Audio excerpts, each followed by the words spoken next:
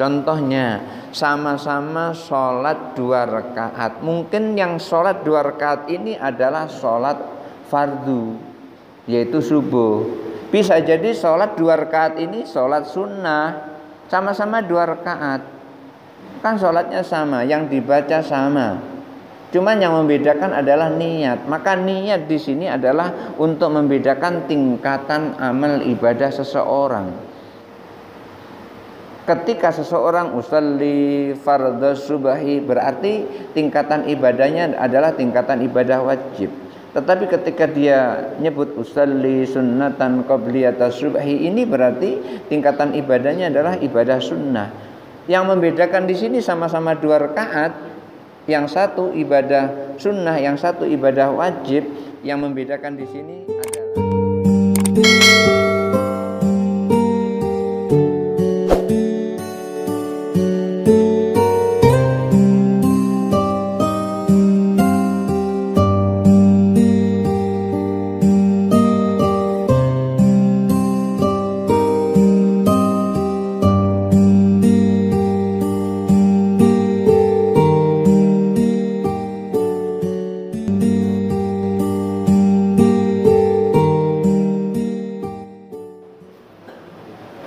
Assalamualaikum warahmatullahi wabarakatuh.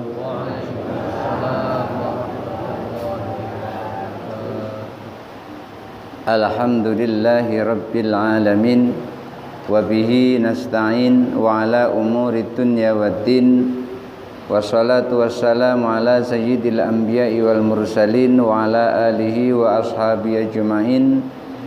Rabbi shrah li sadri wa yassir li amri wahlul 'uqdatam min lisani yafqahu qawli, amma ba'du. Bapak Ibu hadirin yang dirahmati Allah Subhanahu wa taala, pembahasan kita hadis yang pertama tentang niat, baru mau masuk pada pengertian niat. Imam Nawawi menyampaikan tentang apa itu niat, baik itu secara lughatan maupun secara istilahan. Artinya apapun yang kita lakukan itu semuanya adalah tergantung kepada niat. Beberapa waktu yang lalu telah saya sampaikan, ketika seseorang memiliki kesusahan, maka ketika dia punya niat ingin menghilangkan kesusahan itu, ngadunya kepada Allah Subhanahu wa taala. Ketika seseorang menzikirkan sesuatu yang ada di dalam Al-Qur'an, maka zikir yang kita sebut, yang kita baca di dalam Al-Quran itu akan tahu apa manfaatnya itu setelah dialami. Dan ulama yang telah mengalami nikmat yang Allah berikan setelah ia melakukan zikir itu kemudian ditulis, lalu diajarkan kepada santri-santrinya, dan santrinya menjadi ustadz lagi, lalu mengajarkan kepada santri-santrinya sampai kepada kita semua. Dulu pernah saya mendengar Mbah Kiai Ghafur menyampaikan, barang siapa yang mengucapkan kalimat Bismillahirrahmanirrahim dan niatnya adalah minta kepada Allah diberikan jalan keluar dari kesulitan yang dia hadapi, maka dibacanya itu di malam hari setelah salat Isya sebanyak 786 kali. 786 kali, maka Allah akan menuntun dirinya menuju ke tempat yang lebih mudah dari kesulitan yang dia hadapi. Lalu saya punya seorang ayah kandung. Beliau adalah pernah belajar di pondok pesantren Lirboyo pada zamannya Gus Maksum almarhum dulu. Lalu saya tanya kepada beliau, lalu beliau mengijazahkan kalimat Bismillahirrahmanirrahim itu kepada saya waktu itu karena memang mengalami kesulitan, sehingga saya harus terpisah dengan istri padahal masih pengantin baru karena kesulitan ekonomi tidak bisa bersatu. Itulah saya diajarkan oleh bapak saya, ayah saya bernama Kiai Haji Zainuddin, asli kelahiran Kediri, karena itu mondoknya di Lirboyo, dekat Lirboyo itu di Kediri. Beliau nyampaikan itu, amalkan Bismillahirrahmanirrahim. Dan akhirnya saya mengamalkan itu 5 bulan lamanya. Pada bulan yang kelima saya sudah tidak berani lagi mengamalkan itu, karena pada kali terakhir kurang lebih jam 1 malam setelah mengamalkan itu ada sesuatu yang saya takuti, seperti saya tersetrum dengan aliran listrik pada saat itu. Akhirnya saya berhenti, dan berhenti itu kemudian saya diarahkan oleh Allah untuk pergi lagi ke Jambi sini. Setelah itu terjadiannya ada di Kuala Tungkal. Di Jambi sini terus kembali ke tempat pekerjaan lama, yaitu mengajar ngaji. Ketika saya mengajar ngaji, ternyata Allah pertemukan saya dengan seorang bernama Abdul Halim Nazar, waktu itu belum haji. Setelah saya ngajar beliau, anaknya kurang lebih sekitar 2 tahun beliau naik haji. Setelah pulang dari haji langsung menyampaikan ke saya, Ustadz mau nggak saya kasih duit untuk berangkat haji? Kalau bapak ditawari seperti itu jawabannya apa? Mau. Saya juga begitu, saya jawab mau gitu. Begitu saya jawab mau, kemudian terus ngambil secarik kertas yang bahasa orang itu namanya cek. Saya lihat tuh kertas biasa ya, cuman karena ditulis orang yang punya duit banyak, beliau adalah toke kayu, ditulis 25.600.000. Beliau pesan, Ustadz ini cek adalah cek kontan, kalau jatuh di jalan siapapun bisa mencairkan, karena itu hati-hati. Saya bilang iyalah Pak, hati-hati, insya Allah. Langsung saya masukkan ke dalam dompet. Begitu pulang di Pelni saya dicegat polisi karena malam itu razia. Karena saya pengen berangkat haji, saya sudah pakai peci putih seperti ini, nggak pakai helm pula. Langsung dicegat oleh Pak polisi. Selamat malam Pak Haji. Selamat malam. Dia bilang selamat malam, saya bilang selamat malam. Mana helmnya? Nah, Masya Allah habis ngajar ngaji jadi nggak ingat lagi sama helm. Ya sudah, lain kali dipakai helmnya Pak Haji ya. Iyalah Pak. Langsung saya dilepaskan untuk pergi. Itulah barangkali karomah dari peci tadi itu. Polisi pun tidak mau menangkapnya, karena mungkin dia lebih paham peci lebih selamat daripada helm. Selamatnya dunia dan akhirat gitu. Karena hati-hati. Sampai di rumah, besoknya saya melihat sebuah rumah. Rumah itu tertulis dijual. Saya tanya harganya 25 juta. Berarti dengan uang cek ini masih sisa 600. Goyah pikiran saya. Ngontrak rumah naik terus. Ini gimana kalau saya belikan rumah? Saya bilang sama Pak Abdul Halim Nazar, Haji Abdul Halim Nazar, Pak gimana kalau ini saya belikan rumah? Dibilang jangan Ustadz, kalau tidak mau tolong kembalikan. Saya berpikir kalau dikembalikan ini sia-sia, lebih baik saya nggak usah beli rumah, saya tetap berangkat haji. Ternyata inilah caranya Allah menjalankan seseorang yang berada dalam kesulitan untuk menuju jalan keluarnya. Saya berangkat haji pertama sekali tahun 2003 sampai di Mekah Al-Mukarramah di Masjidil Haram. Ketika saya membaca sebuah kitab pada saat itu, sebelumnya doa yang mustajab tidak pernah ditolak oleh Allah adalah ketika orang doanya itu di multazam dan di raudhah.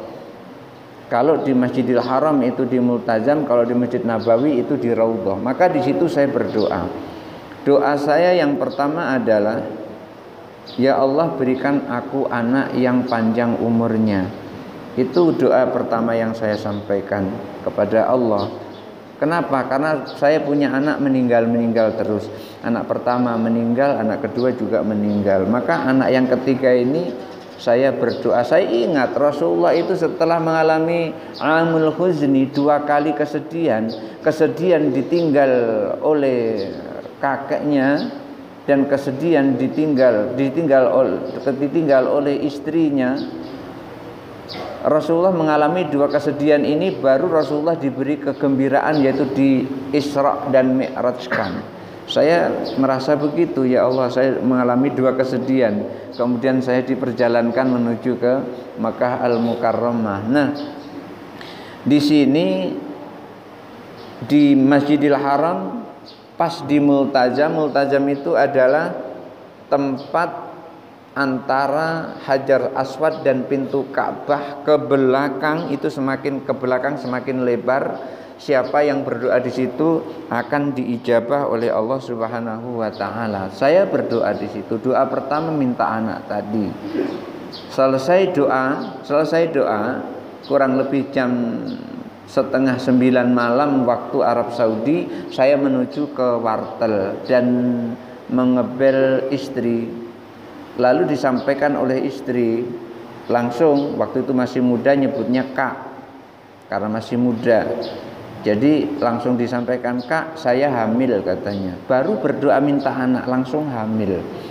Itu bukti di sana itu diijabah gitu. Itu doa pertama, diijabah. Karena doa pertama langsung diijabah, akhirnya saya minta doa yang kedua. Doa yang kedua yang saya minta karena memang kesulitan rezeki, langsung saya berdoa, ya Allah, kawan-kawan yang pada kuliah dulu jurusan bahasa Arab, saya IP paling tinggi kok belum diangkat jadi pegawai negeri, kawan-kawan sudah diangkat semua. Tolong ya Allah saya diangkat juga seperti mereka gitu. Berdoa seperti itu.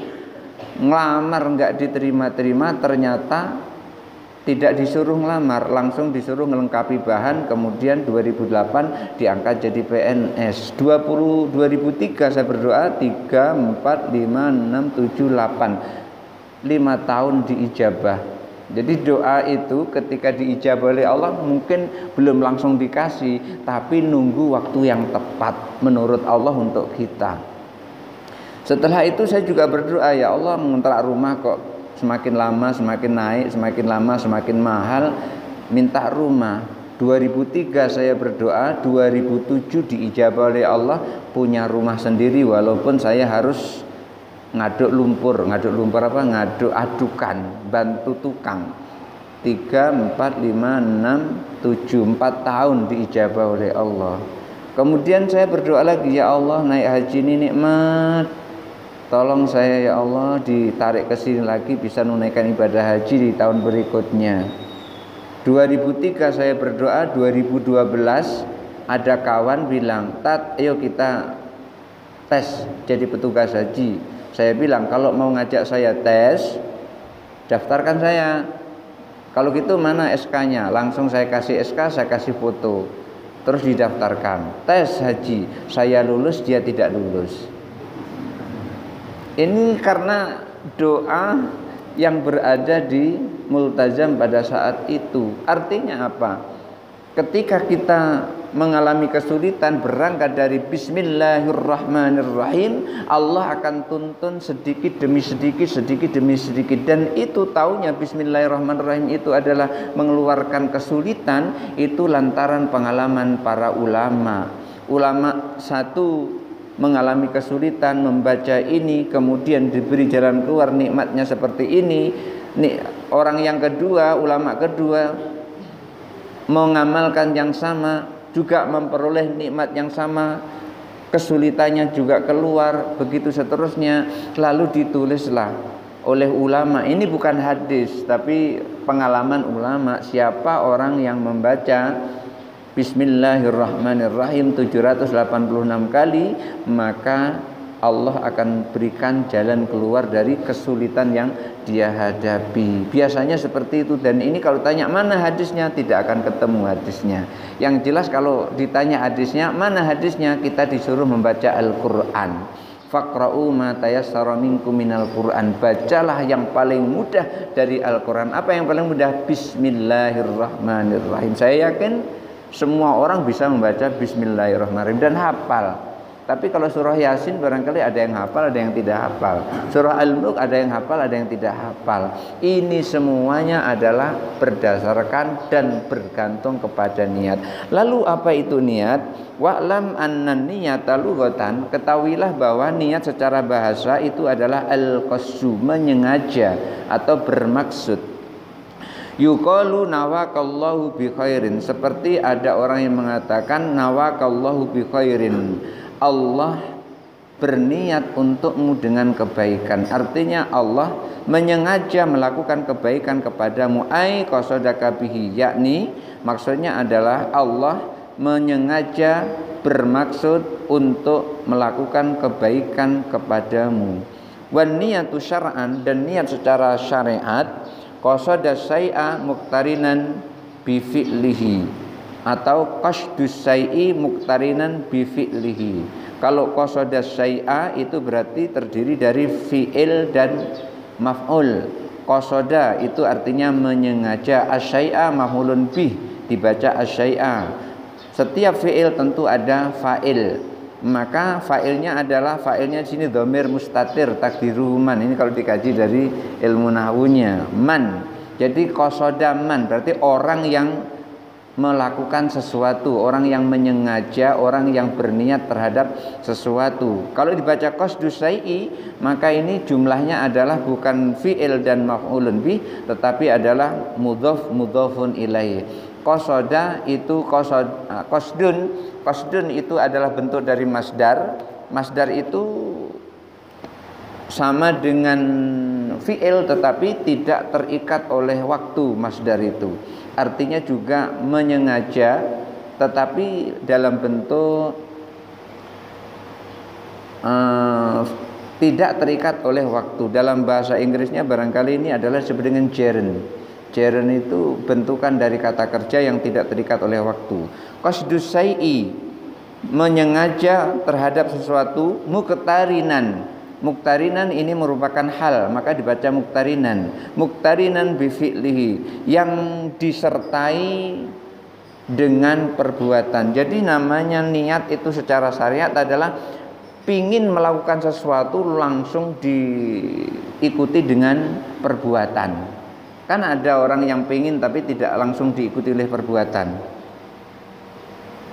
Fa in qasada wa tarahi anhu, kalau ada orang yang pingin melakukan sesuatu tetapi ditunda-tunda, enggak langsung dilakukan, fahuwa azmun, itu namanya tekad. Jadi Imam Nawawi menyebutnya seperti itu. Orang yang namanya niat, begitu dia pingin langsung dilakukan, itu namanya niat. Niat sholat, begitu udah niat langsung melakukan sholat. Tetapi kalau niat sholat tapi enggak sholat juga, maka itu namanya baru tekad pengen melakukan sholat. Beliau menyampaikan seperti itu. Wa syuri'atin niyatu, dan niat ini disyariatkan, artinya niat ini diperintahkan untuk kita lakukan. Untuk apa? Litamyizil adati minal ibadati, untuk membedakan adah dan ibadah. Niat itu harus kita lakukan, tujuannya adalah untuk membedakan antara adah dan ibadah. Contohnya, orang yang duduk itu biasanya adalah untuk istirahat. Itu biasanya seperti itu. Kenapa duduk? Istirahat. Istirahat dululah kemudian duduk. Tapi ada orang duduk itu ibadah. Jadi sama-sama duduk antara satu orang dengan orang yang lain nilainya berbeda. Satu nilainya istirahat, satu nilainya ibadah. Maka yang membedakan ini adalah niat. Karena itu niat disyariatkan untuk dilaksanakan, untuk dilakukan, untuk membedakan antara adah dan ibadah, antara kebiasaan dan ibadah. Aulitamyiziru tabil ibadati ba'duha an ba'din, atau untuk membedakan tingkatan ibadah antara satu dengan yang lain. Contohnya, sama-sama sholat 2 rakaat. Mungkin yang sholat 2 rakaat ini adalah sholat fardu, yaitu subuh. Bisa jadi sholat 2 rakaat ini sholat sunnah. Sama-sama 2 rakaat. Kan sholatnya sama, yang dibaca sama. Cuman yang membedakan adalah niat. Maka niat di sini adalah untuk membedakan tingkatan amal ibadah seseorang.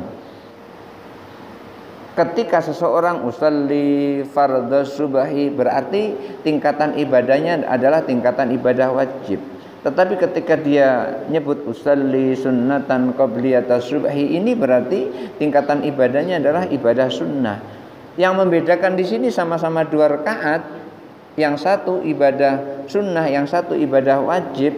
Yang membedakan di sini adalah niat. Oleh karena itu niat disyariatkan. Misalul awal, Imam Nawawi memberikan contoh pada yang pertama, yaitu niat itu gunanya adalah untuk membedakan antara adah dan ibadah. Beliau menyampaikan al-julusu fil masjidi, seperti duduk di masjid. Qad yuqsadu listirahati fil adati, kadang-kadang dimaksudkan duduk di masjid itu adalah untuk istirahat. Itu biasanya seperti itu. Orang duduk di masjid setelah capek, yang paling enak duduk itu adalah di masjid, aman. Duduk di masjid itu tidak ada yang ganggu. Jarang preman masuk ke dalam masjid bawa botol minum ganggu orang, jarang masuk di masjid itu. Aman berarti di masjid itu.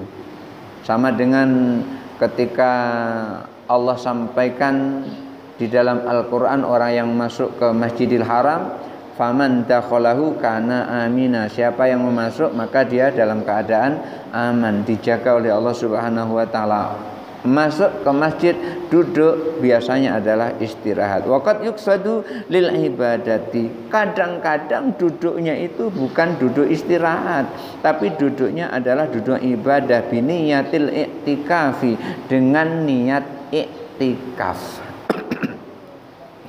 Jadi melalui niat i'tikaf duduk di masjid, maka nilai duduknya menjadi duduk ibadah. Bukan duduk adah, duduk biasa, duduk istirahat, tetapi duduknya adalah duduk ibadah. Ini yang membedakan adalah niat. Fal mumayyizu bainal ibadati wal adati huwa niyatu. Yang membedakan antara duduk adah dengan duduk ibadah itu adalah niat. Ketika kita duduk niat untuk iktikaf pada saat sekarang ini dalam hati kita masing-masing, niat nawaitul iktikaf fi hadzal masjid lillahi taala, maka nilai duduk kita adalah duduk iktikaf, duduk ibadah. Wa kadzalikal ghuslu, demikian juga mandi. Tadi beliau mencontohkan tentang duduk, sekarang mandi.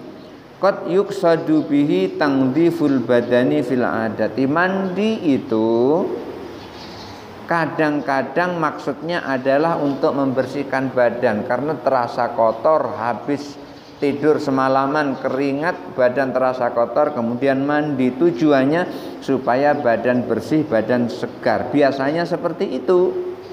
Waqad yuqsadu bihil ibadah, tapi kadang-kadang mandi itu tidak seperti itu. Tidak tujuannya supaya badan bersih semata-mata, tapi tujuannya adalah untuk ibadah. Ada orang mandi tujuannya adalah ibadah, karena tadi malam dia terkena junub atau melakukan junub, atau Allah perintahkan untuk junub, maka pagi harinya itu kita disuruh mandi oleh Allah. Itu mandinya namanya mandi ibadah. Itulah disebut dengan mandi wajib. Karena itu Rasulullah perintahkan untuk sholat subuh itu azannya itu 2 kali, azan pertama dan azan kedua. Azan pertama itu menandakan imsak, berarti 10 menit sebelum masuk waktu subuh. Azan kedua baru masuk waktu subuh. Oleh karena itu Rasulullah itu punya 2 muazin. Yang pertama namanya Bilal bin Rabah, yang kedua namanya Abdullah bin Ummi Maktum. Di mana Abdullah bin Ummi Maktum ini adalah orang yang matanya buta dari lahir, dan beliau ini yang menyebabkan turunnya surah Abasa wa tawalla an ja'ahul a'ma wa ma yudrika la'allahu yazakka dan seterusnya. Ini penyebabnya adalah Abdullah bin Ummi Maktum. Karena itu Rasulullah sangat memuliakan Abdullah bin Ummi Maktum, sehingga ketika Rasulullah keluar dari Madinah, maka urusan Rasulullah diwakilkan kepada Abdullah bin Ummi Maktum. Karena Allah memuliakan Abdullah bin Ummi Maktum, Rasulullah pun juga memuliakan Abdullah bin Ummi Maktum. Akhirnya yang menjadi muazin Rasulullah itu ada dua. Pertama Bilal bin Rabah, dan yang kedua Abdullah bin Ummi Maktum.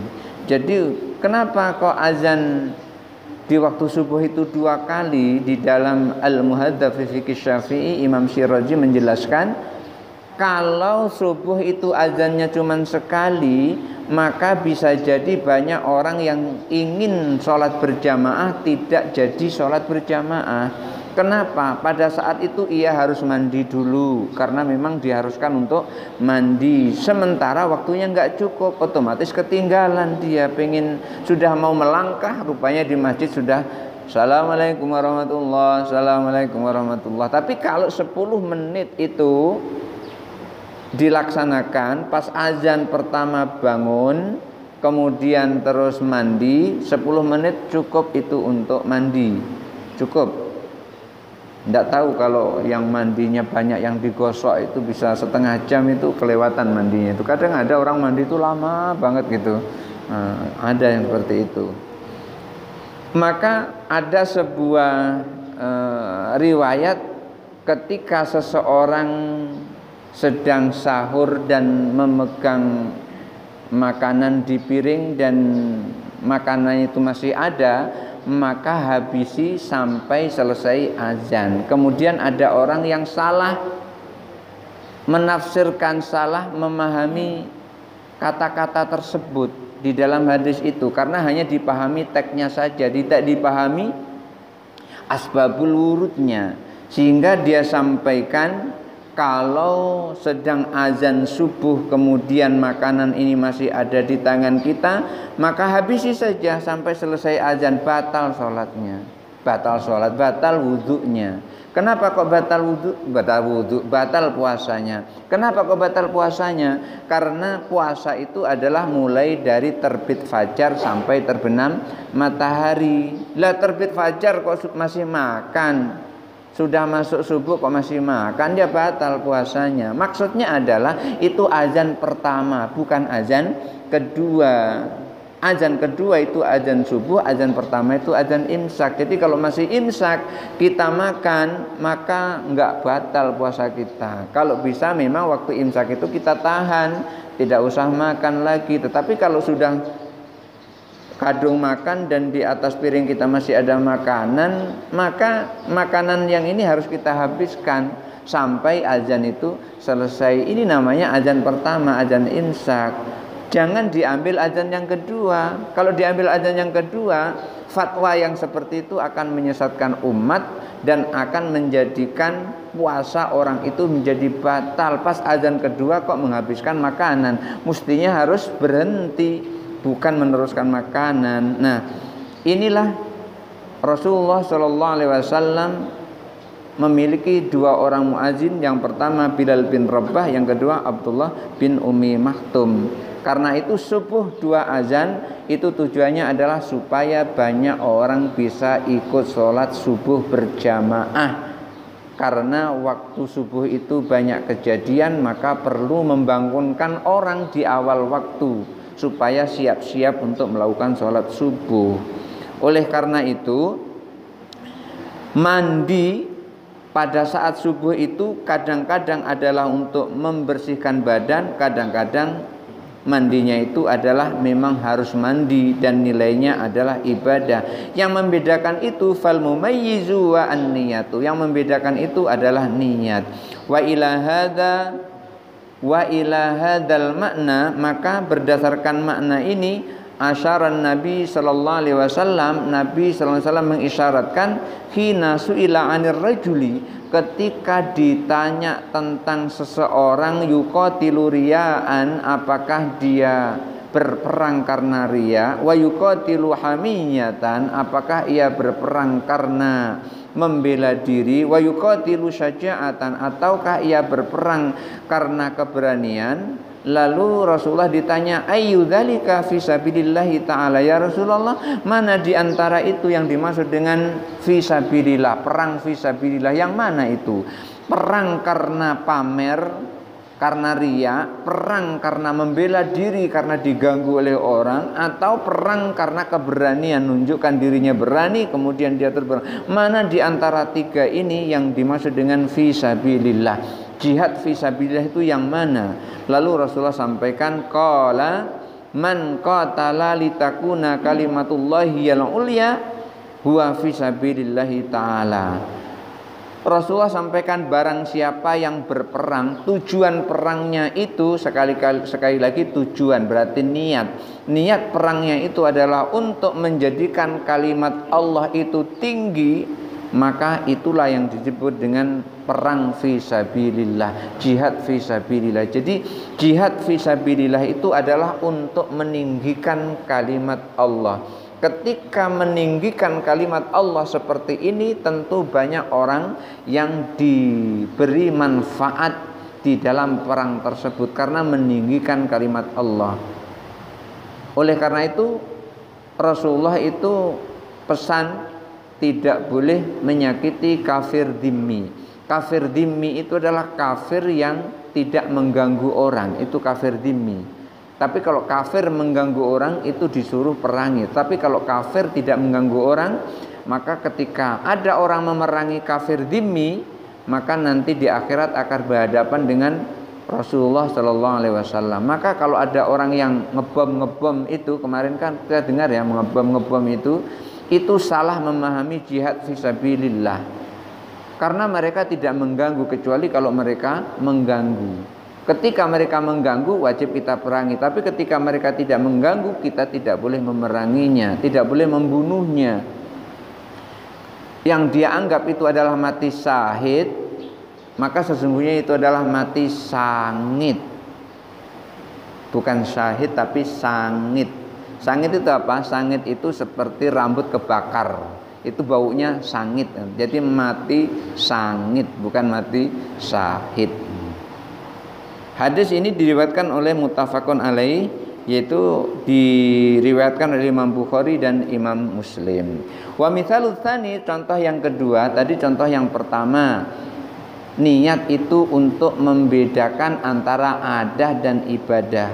Yang kedua, huwal mumayyizu rutabil ibadati, untuk membedakan tingkatan ibadah. Faman shalla arba'a raka'atin, beliau memberikan sebuah contoh, siapa orang yang sholat 4 rakaat, qad yuqsadu iqa'uha, kadang-kadang ia melaksanakan sholat 4 rakaat itu an sholatid duhri, itu dilakukan untuk melakukan sholat duhur. Orang melakukan sholat 4 rakaat itu melakukan sholat duhur. Waqad yuqsadu iqauha anis sunani, kadang-kadang ia melakukannya itu adalah melakukan sholat sunnah. Kan sholat sunnah sebelum duhur, sholat sunnah sesudah duhur kan 4 rakaat itu.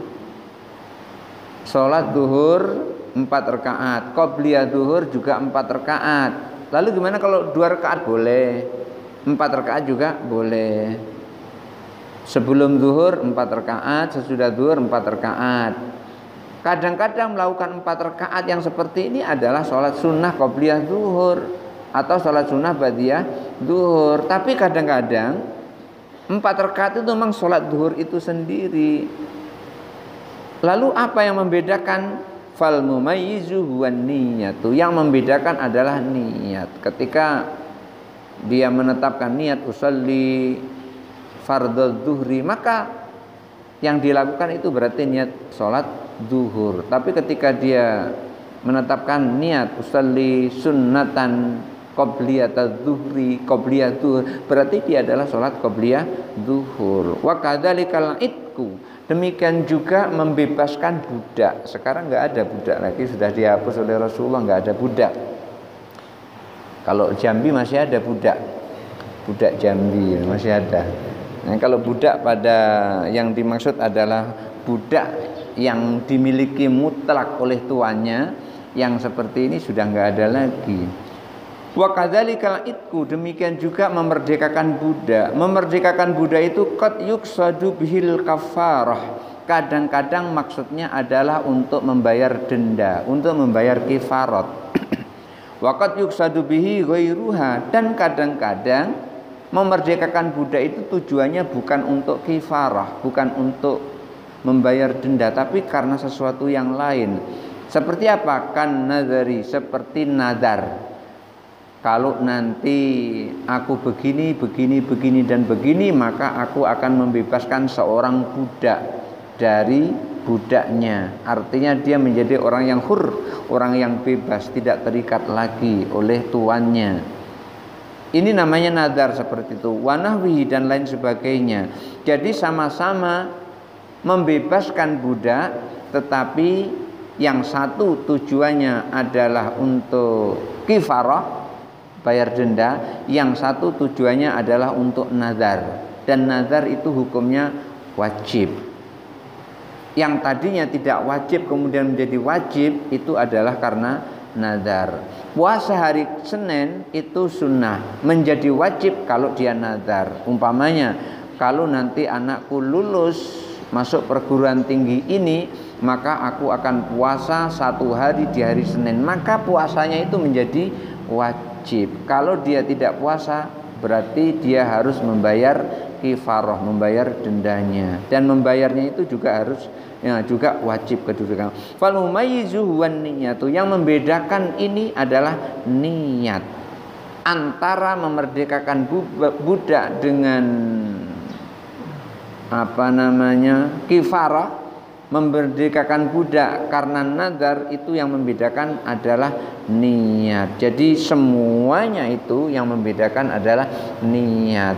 Jadi itu pentingnya niat untuk membedakan amalan yang satu dengan amalan yang lainnya. Ini ibadah atau bukan ibadah, ini amalan wajib atau amalan sunnah. Semuanya itu yang membedakan adalah niat. Oleh karena itu, apapun amal kita yang kita lakukan itu harus didahului dengan niat. Kalau tidak didahului dengan niat, maka dia tidak akan menjadi sebuah ibadah. Dia akan menjadi adah, dia akan menjadi kebiasaan, bukan ibadah. Karena itu kemarin Imam Nawawi menyebutkan amal orang itu terbagi menjadi 3 tingkatan. Amalan ibadatul abid, tingkatan ibadahnya seorang hamba. Ada ibadatul tujar, ibadahnya seorang pedagang, dan ibadatul ahrar, ibadahnya seorang yang merdeka, tidak punya tuntutan apa-apa. Justru ini lebih tinggi yang dikehendaki. Ini semua ketika dia beramal dan amalnya itu dibarengi dengan niat. Idza wujidal amalu wa qaranatun niyatu falahu salasatu ahwal. Siapa orang yang beramal dan di amalnya itu dibarengi dengan niat, maka dia akan berada pada salah satu 3 tingkatan. Tingkatan hamba, tingkatan pedagang, dan tingkatan orang merdeka. Ini semua yang membedakan adalah amal. Barangkali itu saja dulu ya. Barangkali ada yang mau bertanya, dipersilahkan. Dari Bapak dan Ibu sudah diterangkan oleh guru kita niat itu apa yang sebetulnya niat itu. Maka tinggal giliran kita untuk bertanya, karena tadi ada niat, ada angan-angan. Angan-angan itu belum niat itu. Maka itu kepada kita silakan ini tolong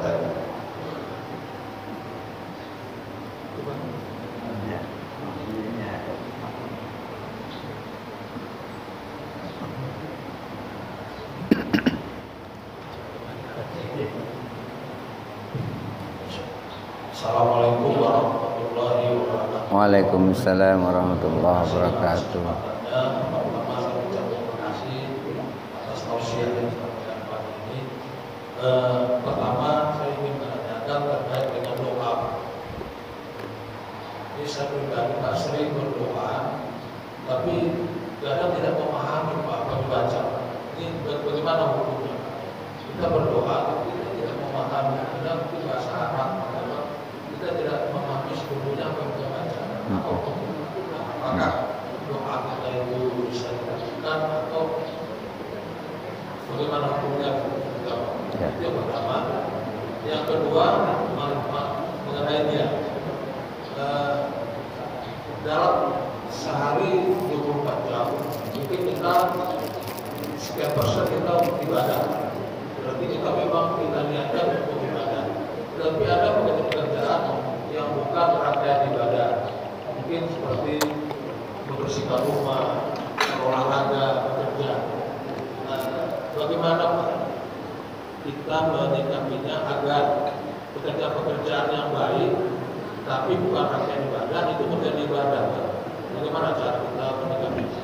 Saya rasa demikian. Terima kasih. Wassalamualaikum warahmatullahi wabarakatuh. Waalaikumsalam warahmatullahi wabarakatuh. Silakan depan, kanan kiri, belakang. Ada.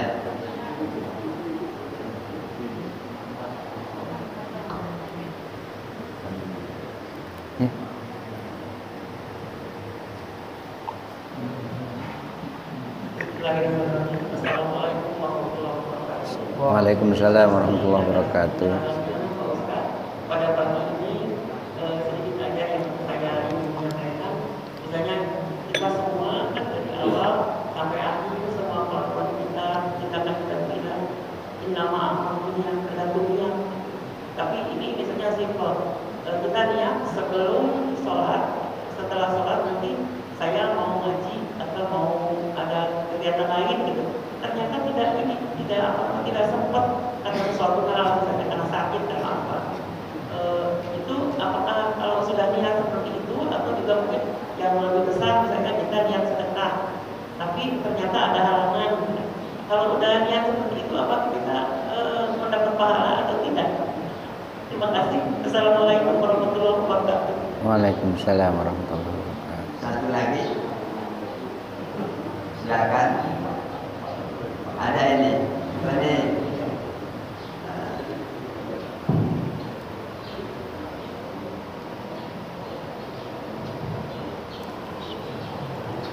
Assalamualaikum warahmatullahi wabarakatuh. Waalaikumsalam warahmatullahi wabarakatuh. Terima kasih Pak Ustaz penjelasannya pagi ini sangat baik sekali. Cuma mungkin ada satu hal yang saya mungkin mengutip dari apa yang Pak Ustaz sampaikan tadi, masalah niat Pak Ustaz yang tadi juga dikatakan bahwa apabila kita sudah berniat, ya, melakukan niat, maka harus segera dilaksanakan. Artinya di sini kalau kita lihat memang kaitan antara niat dan perbuatan. Satu niat maka akan dieksekusi gitu, akan diikuti dengan suatu kegiatan gitu. Cuma kadang-kadang di dalam kehidupan sehari-hari, ini mohon maaf ini sering kita lihat atau mungkin kita pernah juga melakukan juga bahwa satu perbuatan yang kita lakukan itu ternyata terselip dua niat gitu. Nah kadang-kadang kalau niatnya itu sejalan, artinya dalam rangka mungkin ibadah atau kebaikan, mungkin itu tidak masalah menurut saya gitu ya. Tapi kadang-kadang ada satu perbuatan yang dilakukan oleh seseorang, tapi ternyata niat pertama dengan yang kedua itu saling bertentangan. Mungkin satu kata niatnya ibadah, tapi satu lagi adalah niatnya yang mungkin dapat merugikan orang lain atau untuk menguntungkan diri dia sendiri gitu. Jadi satu mungkin terselip niatnya ibadah. Nah, ternyata dari perbuatannya itu terlihat bahwa ada niat lain. Niat lainnya mungkin katakanlah mungkin bertentangan dengan agama atau mungkin tentu kepentingan tertentu bagi dirinya sendiri. Nah ini bagaimana nih Pak Ustaz kaitannya ini dengan apa yang Pak Ustaz jelaskan tadi, satu niat ikuti dengan satu perbuatan tadi. Demikian Pak Ustaz, terima kasih. Assalamualaikum warahmatullahi wabarakatuh. Waalaikumsalam warahmatullahi wabarakatuh. Jadi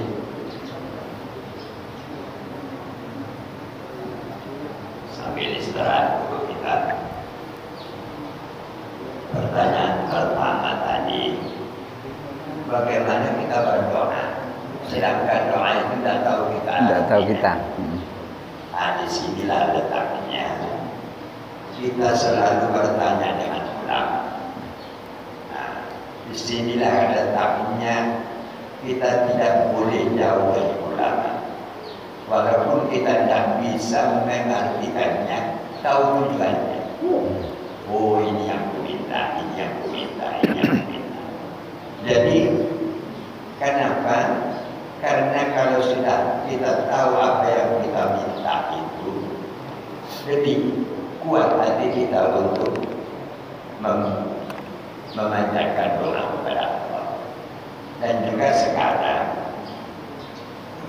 tidak susah, tidak seperti 40 tahun yang lewat. Sekarang sudah banyak doa-doa yang sudah dibuat artinya oleh para penerbit doa. Jadi kita beli kalau di Jambi ini di toko Merambah, di toko depan masjid. Nah itu ada di sana doa-doa. Nah kalau kita umpamanya rutinkan sekali sebulan saya ke pasar beli buku. Nah, walaupun kecil tapi ada artinya kita beli. Nah, kemudian kalau kata orang Jawa itu kita sampaikan kepada guru. Ini doa ini bagaimana guru? Nah, inilah cara menurut Nabi Sallallahu Alaihi Wasallam. Sahabat-sahabat Nabi itu yang paling dekat dengan Nabi adalah sahabat yang selalu datang menemui Nabi untuk bertanya kepada Nabi. Jadi itu maka kita selalu dekat dengan ulama. Hanya kalau ini doanya kemana perginya. Jadi itu yang pertama. Yang kedua tadi apa? Pekerjaan yang sehari-hari nyuci mobil. Nyuci mobil itu biasa juga. Nyapu rumah. Tetapi an-nasabatu minal iman. Kebersihan itu adalah sebahagian dari iman. Saya membersihkan halaman saya, ya Allah, karena kau suka yang bersih. Inna Allah tayyibun yuhibbut tayyiban. Allah itu bersih, baik, cantik, sangat suka kepada yang cantik. Jadi bisa pekerjaan biasa, cuci baju kita, cuci mobil, membersihkan pekarangan, tapi dengan niat karena Allah suka kepada yang bersih. Jadi ibadah itu niat. Jadi pekerjaan sehari-hari itu niat. Saya sering bilangkan dengan kelakar. Itu mencium istri, bergurau dengan istri untuk kemesraan karena kita disuruh Allah, suruh Rasulnya mesra sampai kiamat nanti. Maka itu jadi ibadah. Banyak orang kita laki-laki dengan perempuan, kita cium banyak ini kita, gatalnya saudara. Selama masih hidup kata itu tidak boleh begitu. Nah, kita bergurau dengan istri, bergurau dengan suami sudah tua, itu dengan mencari kemesraan itu ibadah. Banyak perempuan orang Muslim, orang kota, tua masih model itu. Itu orang Bukan musuh. Jadi kita dalam mengaji, pekerjaan biasa itu bisa jadi ibadah. Kan itu? Iya. Nah, itu tadi ya. Nah, dari ibu. Ya. Bu, niat yang baik itu niat saja sudah dibayar Allah. Tetapi jangan berniat panjang tapi tidak dilaksanakan. Itu.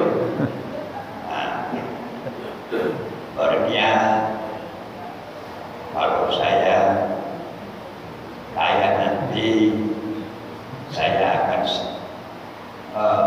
pelihara anak yatim 1000 orang.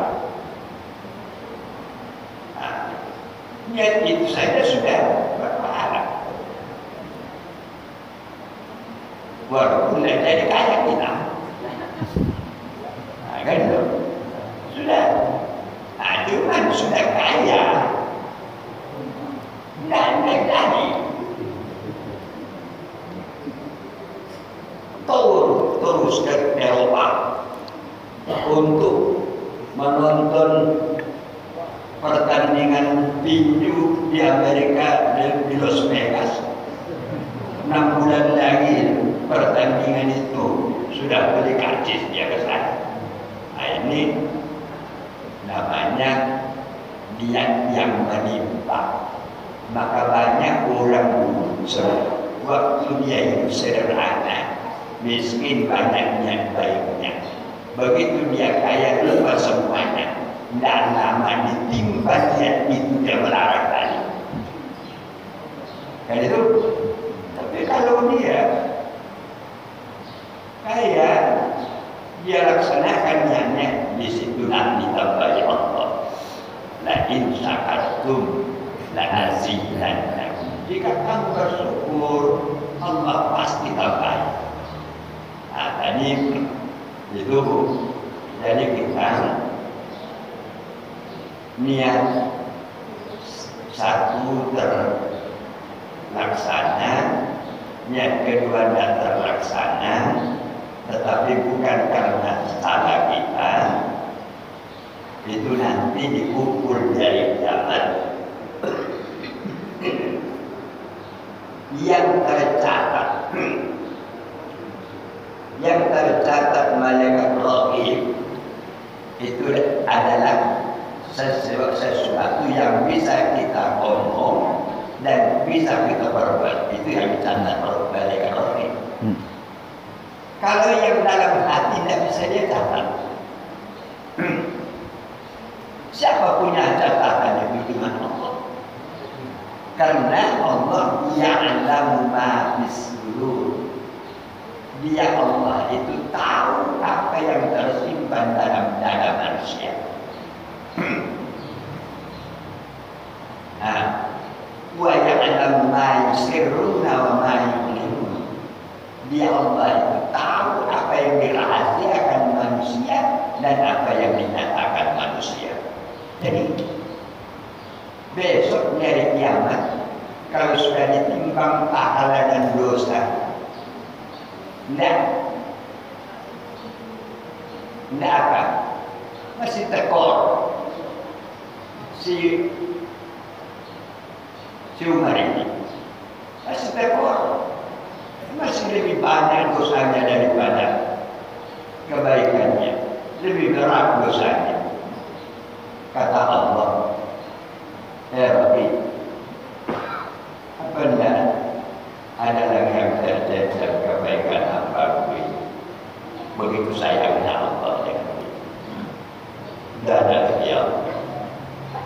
Semuanya sudah ditimbang. Betul. Kalau begitu, tolong timbang niat tambang ini, banyak niatnya yang belum kulaksanakan. Kuizinkan selama ini. Baru ditimbang pahala niat yang ribuan yang belum terlaksana. Mulai lebih berat kebaikan daripada keburukan. Tidak ada lagi rakit lagi yang lain. Nah, ini hambaku ini 40 tahun siang malam berdoa dengan aku. Dikit cuma ku kabulkan. Sekarang timbang pahala doanya yang 40 tahun ini yang tak ku kabulkan di dunia. Nah, jadi tidak usah kita kecewa kalau kita berdoa tidak kabul. Tidak. Ya Allah, sudah lama berdoa belum kau kabulkan. Mungkin tak kau dengar doaku. Pekat aja. Ini tidak boleh. Jadi kita berdoa. Ada yang dikabulkan Allah dengan segera, ada yang diabaikannya. Ada yang dikabulkan Allah di dunia dan dikabulkan Allah di dunia, dikabulkan Allah dalam kubur. Dan itu ada yang tidak dikabulkan Allah dalam kubur, dikabulkan Allah di hari kiamat. Itu ya. Jadi kalau kita mau berniat itu, hati-hatilah yang bisa kita laksanakanlah. Karena lebih bagus di dalam ibadah an-niyatu yang tadi bilang Paul. Niat itu yang bagusnya supaya bisa terlaksana dengan segera. Kan itu segera. Tapi tidak terlaksana segera, lambat. Tapi kita betul-betul berniat. Jangan seperti yang di buku saya waktu SR dulu. Dia manjat batang kelapa. Sampai di atas itu datang angin kerik kuat. Dia berniat, ya Allah, kalau aku sampai ke bawah selamat, aku potong kerbau nanti. Pas di pertengahan itu sudah mulai melembut angin. Tidak jadi kerbau, ya Allah, cuma kambing. Turun. Begitu sampai di agak di bawah, dia tentukan dirinya, tidak jadi, ya Allah, saya tahu. Itu tukang silat namanya. Tukang silat namanya itu sudah kalau di agama ashab lahirlah namanya. Cuma tukang silat itu kepada Bapak yang terakhir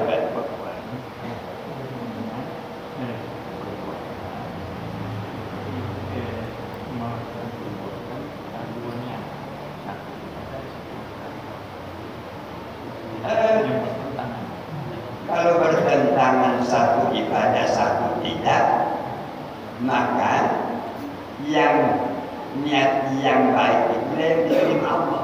Yang niat yang buruk itulah berdosa. Umpamanya, ya saya menolong bapak ini karena Allah, karena dia kesulitan. Nah, itu tidak berpahala. Tapi kita berniat ini, kalau dia sudah lepas nanti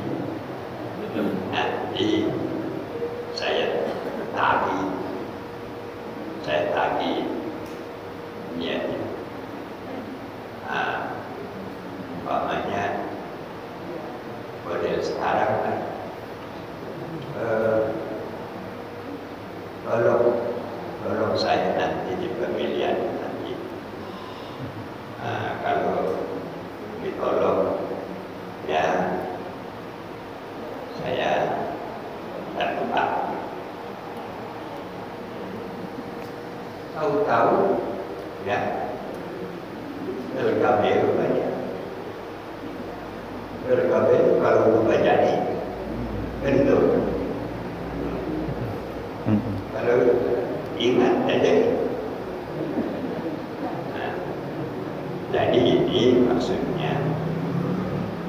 niat yang baik diterima Allah, niat yang buruk ditolak. Dia akan menjadi dosa bagi kita.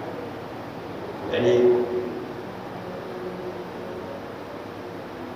satu pekerjaan kadang-kadang ada dua niat di situ, ada lebih. Karena ini akan pintaran syaitan untuk mencampur adukan niat yang baik dengan yang buruk. Aku nikahi dulu perempuan ini agak sombong ini. Pokoknya apapun ceritanya aku nikahi dia. Sudah dinikahinya, menikahinya ibadah. Tapi sudah kita nikahi, habiskan dulu hartanya baru aku ceraikan. Kan? Niat dulu begitu. Jadi niat yang baik tadi untuk menikahi ibadah, niat untuk menghancurkan hartanya itu adalah dosa. Jadi itu di dalam niat ini kita harus hati-hati. Kalau ada di dalam hati kita niat yang buruk, cepatlah tembak dengan astagfirullah. Ya Allah, jangan suburkan niat yang tadi, jangan suburkan yang terlintas dalam hatiku itu. Karena niat itu adalah lintasan sesuatu dalam hati manusia. Jadi itu jawabannya. Ada lagi? Ya silakan.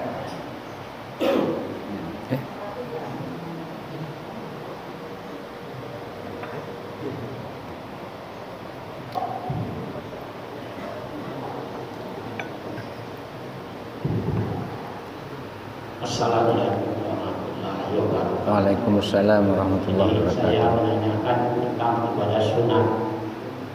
Apakah ibadah sunat itu kalau kita tidak bisa mengerjakan tepat waktu bisa dipodok misalnya? Apakah tidak perlu dipodok? Pada sifatnya sunat, kalau tidak bisa dikerjakan tepat waktu sudah dibangun dosa. Nah, itu pertanyaan saya pertama. Pertanyaan saya kedua tadi karena Bapak menyebut tentang pinjam, nonton pinjam. Jadi saya sering nonton pinjam. Tapi kadang-kadang saya bertanya, apakah nonton pinjam itu suatu tontonan yang halal? Sebab itu kan yang diadui itu manusia, sedangkan ayam saja diadu haram hukumnya. Kalau yang mengadunya berdosa, yang menontonnya tentu berdosa. Ya, jadi sekian. Assalamualaikum warahmatullahi wabarakatuh. Waalaikumsalam.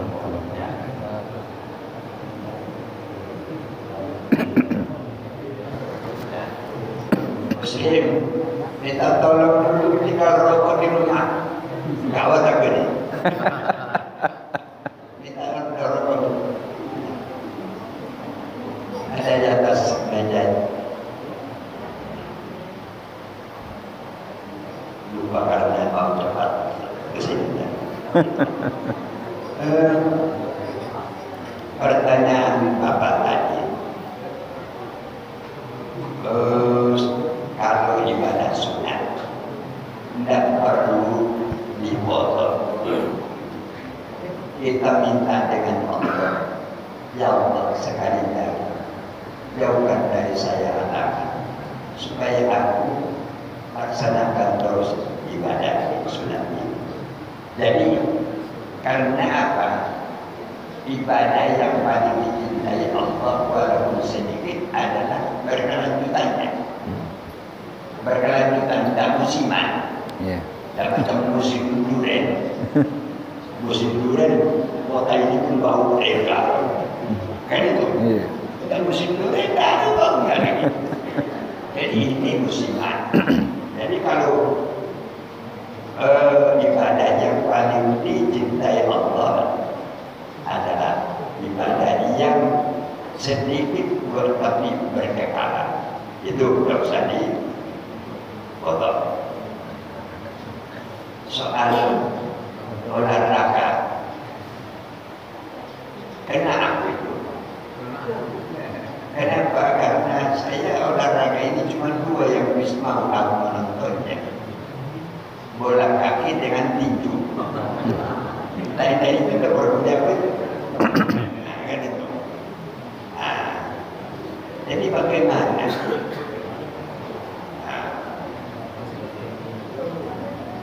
Itu gawe orang kafir mengadu domba manusia. Tapi itu menurut kita. Menurut mereka itu lapangan kerja. Sekali bertinju saja bisa belanja kita 1 RT sampai mati. Itu. Lalu keras berat itu. Jadi itu adalah di segi ekonomi mereka itu pekerjaan yang sangat menggiurkan. Di segi hukum mengadu manusia itu haram. Tapi ada lagi, kalau yang bertinju itu muslim dengan bukan muslim, kita doakan dia itu menang itu ibadah. Dan Muhammad Ali itu bukan muslim, Mike Tyson bukan muslim, tapi akhirnya jadi muslim, jadi orang yang banyak mempengaruhi orang Barat untuk masuk Islam. Saya dengar ada kakak waktu naik haji Mike Tyson,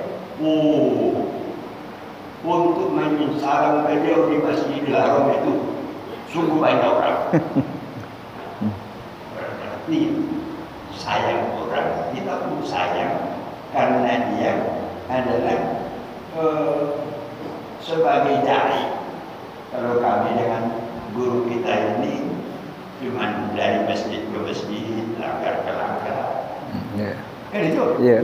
Nah, tapi beliau sudah dunia yang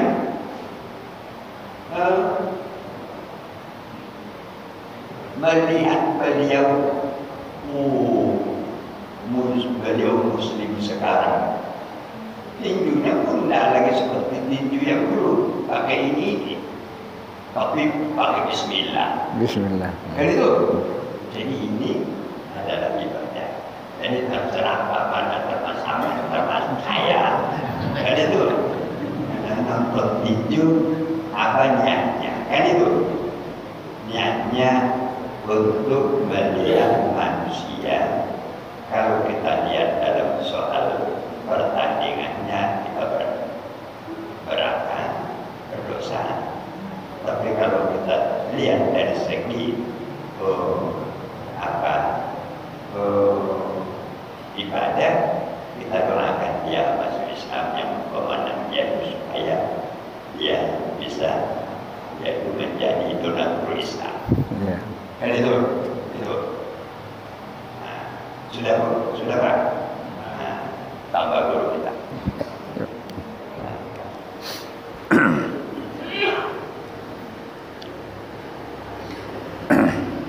Baik, banyak sekali sudah dijawab oleh Ayahanda Kiai Lohot. Mulai dari yang pertama tadi tentang doa tapi nggak tahu artinya. Tapi yang Allah ijabah itu adalah yang terdetak di dalam hati kita. Walaupun artinya berbeda.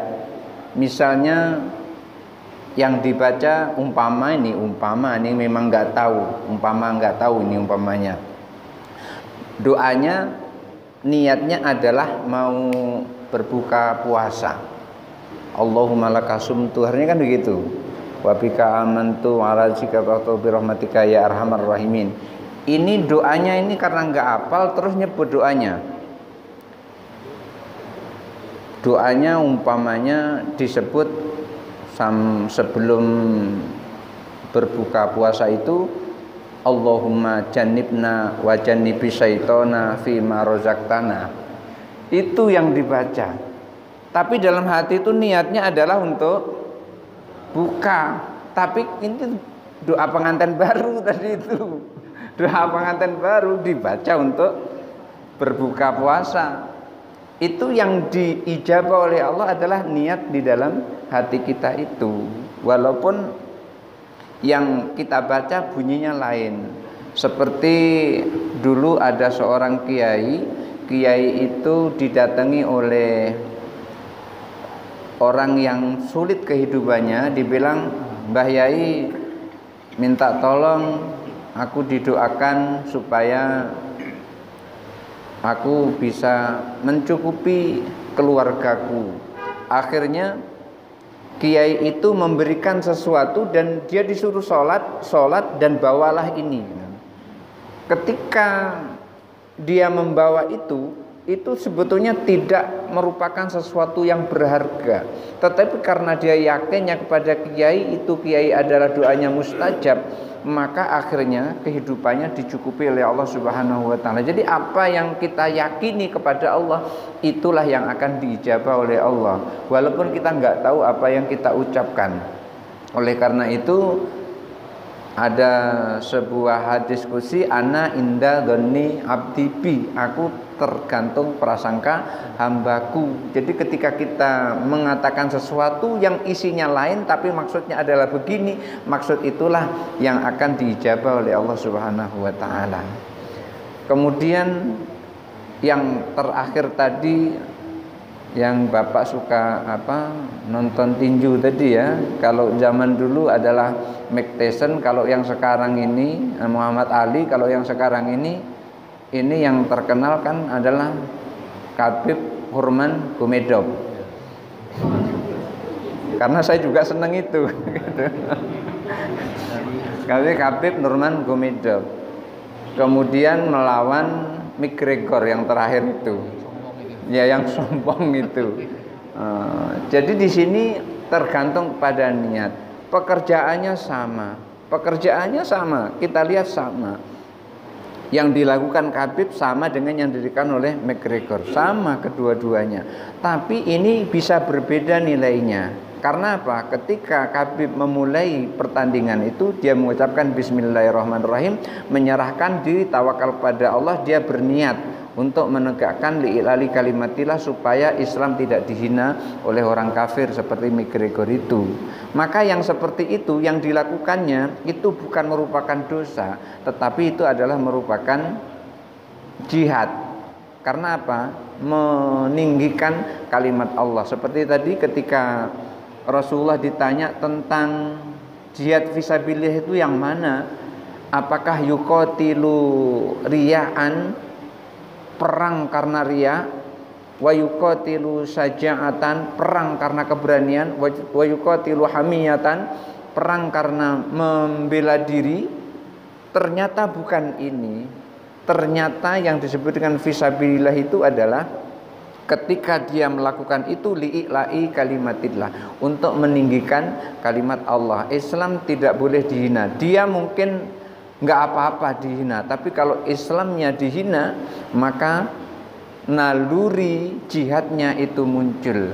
Akan tetapi ketika seseorang yang melakukan pertandingan tinju itu adalah niatnya lillahi ta'ala, umpamanya begitu, karena orang yang masuk di situ merupakan satu pekerjaan, dan pekerja itu menjadi wajib ketika dia harus menafkahi keluarga, maka pekerjaan itu menjadi wajib, lalu dia niat lillahi ta'ala, maka ketika ia melaksanakan tentu akan memegang syariat-syariat Allah. Gimana syariat-syariat Allah itu? Syariat-syariat Allah itu sudah jelas tidak boleh menyakiti orang yang sudah lemah. Ketika dia sudah menyerah, maka tidak boleh disakiti lagi. Tapi ketika dia masih melawan, ya harus dilawan. Maka Rasulullah itu tidak suka kepada orang muslim yang memerangi orang kafir, kafirnya kafir dhimmi.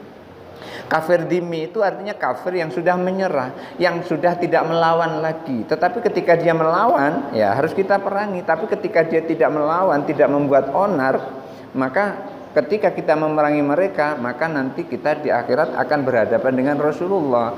Maka orang yang bertinju atau gulat atau apa namanya itu MMA itu yang terkenal tuh MMA gitu. Yang seperti itu ketika dia niatnya adalah lillahi ta'ala, maka dia tidak akan pernah menyakiti orang yang sudah menyerah. Ketika dia menyakiti orang yang sudah menyerah, itu berarti sudah lepas kendali. Yang seperti itu niat lillahi ta'ala sudah berubah, jadi nafsunya yang muncul di situ. Jadi ini bisa menjadi ibadah yang membedakan antara satu dengan yang lainnya, antara Khabib Nurmagomedov dan McGregor, itu adalah niat yang membedakan. Keduanya sama, tapi yang membedakan keduanya adalah niat. Bisa jadi yang dilakukan oleh Khabib itu adalah merupakan sebuah ibadah. Kenapa? Karena dia membela Islam. Kalau saya membayangkan Umar bin Khattab pada masa itu yang tidak pernah kalah di arena gulat pada pasar Ukas pada saat itu.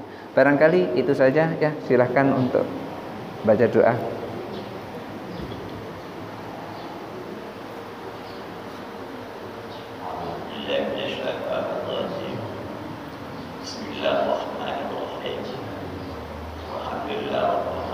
Amin.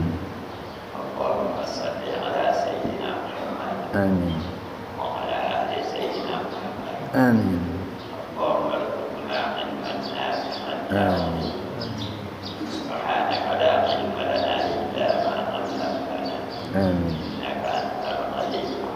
Amin. Amin.